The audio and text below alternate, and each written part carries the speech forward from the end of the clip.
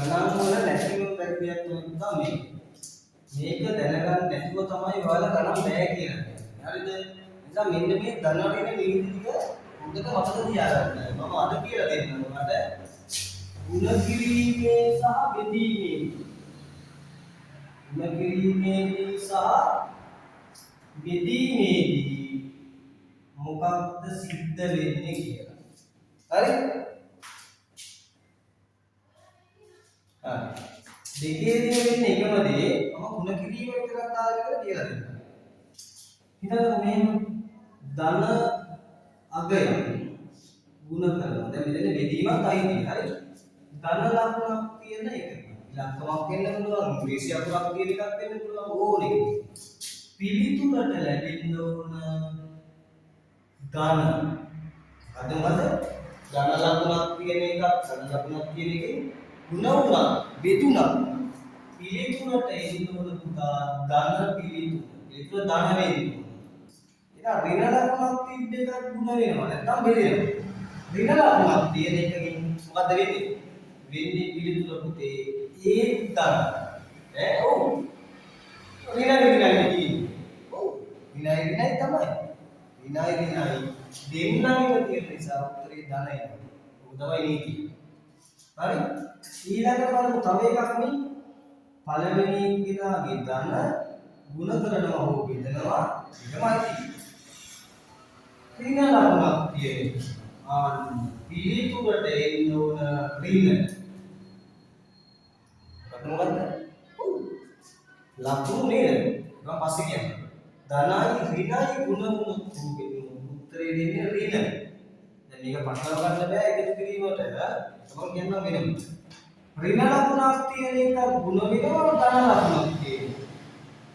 පිළිතුර ඍණ. මේ බලන්න වැඩි කරන්න හරි බෙදන්න හරි ගන්න.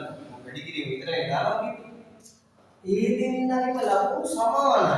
මේ දෙන්නගේම ධන. දෙන්නගේම අන්න. ඕක තමයි නීතිය. මොකද නීතිය? උදා ಗುಣ කිරීමේ සහ බෙදීමේ.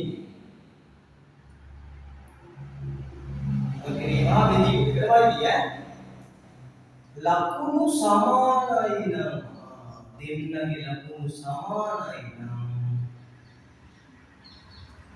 මොකද පිළිතුරේ දාලා වෙන ඔව් දෙන්නගේම තියෙන එකම ලකුණ නම් උත්තරේට අපි දාන්නේ ධන. මේක බලමු. ඒ ಗುಣ කිරීම සහ බෙදීමේ ලකුණු අසමානයි. සමාන නැහැ. අසමානයි නම් පිළිතුර පුතා අනිවාර්යයෙන්ම ඍණ තමයි උත්තරේ දෙන්නේ. ලකුණු. බලමු උදාහරණ. මේවා ධන පහ වැඩි කරනවා ධන දෙකේ. දැන් ගොඩක් වෙලාවට ධන ඔහොම දෙන්නේ. ධන අපි කියන්නේ නිසා ඔහොම දෙනවා. ඒ ධන තියෙන්නේ අස්සරත් දෙක 10යි. ධනයි ධන නිසා උත්තරේ ධන. විතර දාන්න ඕනේ. ඍණ නම් දාන්න අවශ්‍ය වුණ ධන දාගන්න පුළුවන්.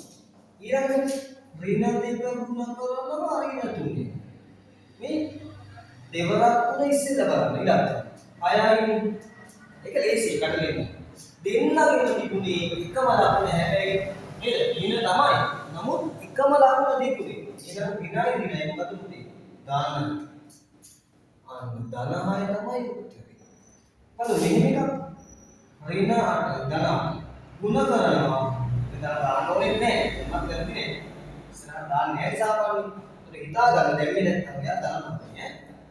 ඍණ 7 අටවරක් අතර ඉස්සෙල්ලා බලන්න. අටවරක් අතර 32. ධන ලකුණක් ගුණ කරේ ඍණ ලකුණක් තියෙනවා. ධනයි ඍණයි ලකුණු අසමානයි. ඊළඟ උත්තරේ මොකද්ද? ඍණ තමයි. ඒ වගේ ඍණ 6 ගුණ කරනවා ධන ගම් දෙක. 6 වරස් දෙක බැලුවොත් 10යි චක්‍රේ මතක තියෙන්න ඕනේ. හරිද? ඍණයි ධනයි ඍණ පුතා. එයි ලකුණු අසමානයි නම් මොකද කරන්නේ? පිළිතුරට එන්න ඕන රීන. එතකොට මේ වැඩි එකේ තියෙන ලකුණු ඒවා මෙයා මෙතන කතාලා නැහැ. ගුණ කිරීමටයි බෙදීමට. බෙදීමත් ඕන මේ ඍණ 12 බෙදීම ධන දෙක.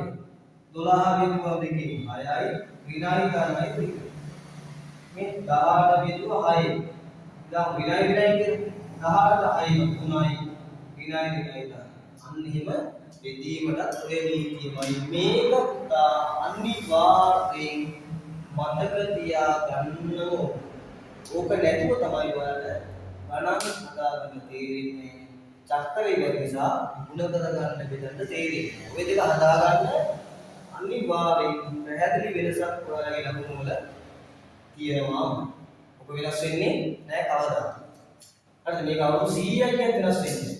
සිලබස් තුනේ මොනවා වෙනස් වෙනවද? මේක පුතා මෙහෙමම තමයි. ඕක මතක තියාගන්න. 11ක් නේ 10ට 11ට යනකොට අනිවාර්යෙන් මේක දැනගෙන ඉන්න ළමයා මෙහෙම කරනකොට උත්තරේ ගන්න. ඒ තරම් මේකට. හරි? උතර බලන්න තියාගන්න. ආයෙ කියන්නවා මට පන්ති එක කරනකොට මට ශනිකව මේකට උත්තරේ ඕනිමයි. හරි?